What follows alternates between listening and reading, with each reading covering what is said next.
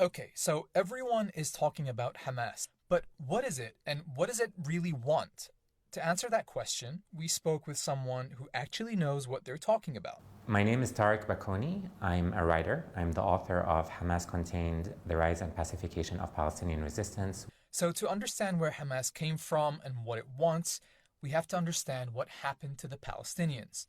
Between 1947 and 1949, 750,000 Palestinians, that's three quarters of the population by the way, were forced out of their homes during the creation of the State of Israel. To ensure Israel had a Jewish majority, they were never allowed to return home, and in 1967, Israel conquered the remaining parts of what had been historic Palestine.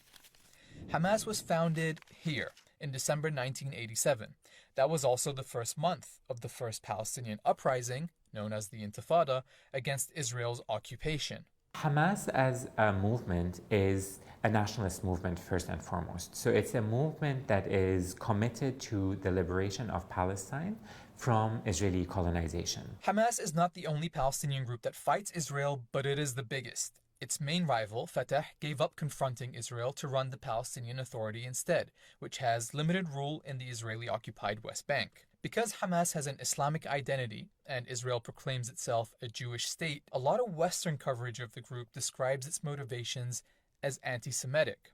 Tariq says that's not accurate. It has not employed tactics that are grounded in anti-Semitism or that necessarily fight against Israeli Jews because of their Judaism, but rather to target the regime itself. So when we think about Hamas discussing the liberation of Palestine, what it means for the movement is dismantling a system of colonial violence. Hamas has used and supported various tactics in that fight, both violent and non-violent.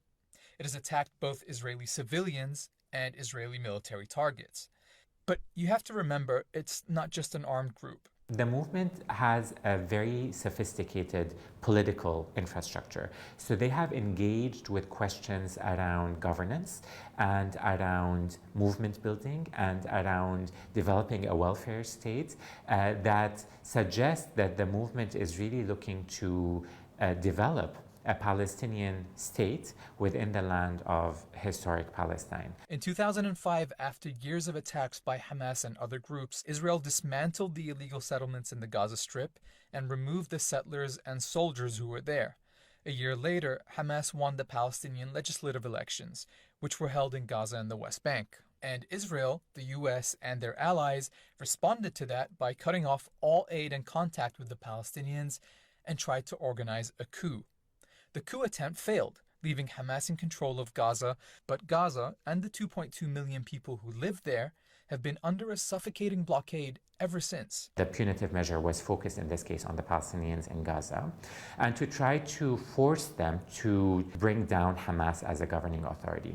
But that didn't work, and instead the blockade evolved into a way for the Israeli authorities to contain Hamas in the Gaza Strip.